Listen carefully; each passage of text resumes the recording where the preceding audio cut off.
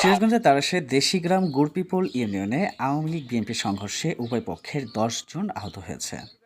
এলাকাবাসী সূত্রে জানা যায়, ন্যাড়া তেঘুড়ি পালাশি গ্রামের ৯ নং ওয়ার্ড বিএনপির সাংগঠনিক সম্পাদক মোহাম্মদ উজ্জ্বল হোসেনের সঙ্গে ৫ই আগস্টের পর থেকে গ্রামের শাহিনের চা স্টলে মাঝে মাঝেই একই গ্রামের ৯ নং ওয়ার্ড আওয়ামী লীগের সাধারণ সম্পাদক নজরুল ইসলামের সাথে তর্ক হয়ে থাকে।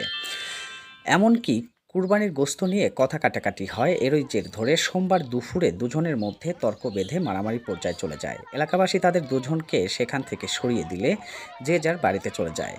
সেই দিন বিকেলে আবার নজরুল ইসলাম তার সঙ্গে লিটন, তরিকুল, ফজলু, রাসেল, তাইজুল, লুৎফর, বাবুল, এমদাদুল, লাবু, মমিন, রইস, শাহিন, মারুফকে নিয়ে উজ্জ্বলের বাড়িতে হামলা চালায়। হামলার এক পর্যায়ে উভয় পক্ষের 10 জন আহত হয়। এতে ইউনিয়ন বিএনপির সাবেক ওয়ার্ড সাংগঠনিক উজ্জ্বল ও তার পিতা আবুল হোসেন, দেলোয়ার ও তার ছেলে মতিন, সোহেল ও মুন্না সহ 6 জন আহত হয়। এদের মধ্যে গুরুতর আহত হয় উজ্জ্বল হোসেন। অপরপক্ষের 4 জন আহত হয়েছে শাহিন, মর্জিনা, নাজিম ও ফজলু। উভয় পক্ষকে সিরাজগঞ্জ সদর হাসপাতালে ভর্তি করা হয়েছে। এ বিষয়ে তারাস থানার ভারপ্রাপ্ত কর্মকর্তা মোহাম্মদ জিয়াউর রহমান বলেন, এখনও থানায় কেউ অভিযোগ করেনি। আমরা ঘটনার খবর শুনে সেখানে পুলিশ পাঠিয়ে উভয় পক্ষে আহতদের হাসপাতালে পাঠিয়েছি। থানায় অভিযোগ হলে তদন্ত সাপেক্ষে প্রয়োজনীয় ব্যবস্থা গ্রহণ করা হবে। মোহাম্মদ আব্দুল রাজ্জাক। এই জায়গায় দীর্ঘদিন মনে করেন এক সমাজে সব কিছু কুরবানি মিলেমিশে দেওয়ার পর ইদারিং এসে মনে করেন যে ওই আওয়ামী লীগ আর বিএনপি একটা দ্বন্দ্ব এরা সমস্যা করে সেরে ওখানে মনে করেন যে কয় যে আমরা আওয়ামী লীগ হলেও নজরুল, নুরু এরাই একটা গ্রুপ, আর উজ্জ্বল আর দেলোয়ার হোসেন, আবুলি এরা হলেও বিএনপি। এগারে করতেছে তোমরা হলে বিএনপি কর, তোমার সাথে আমার সমাজ নাই, তোমার সাথে মানে কোনো সম্পর্ক নাই।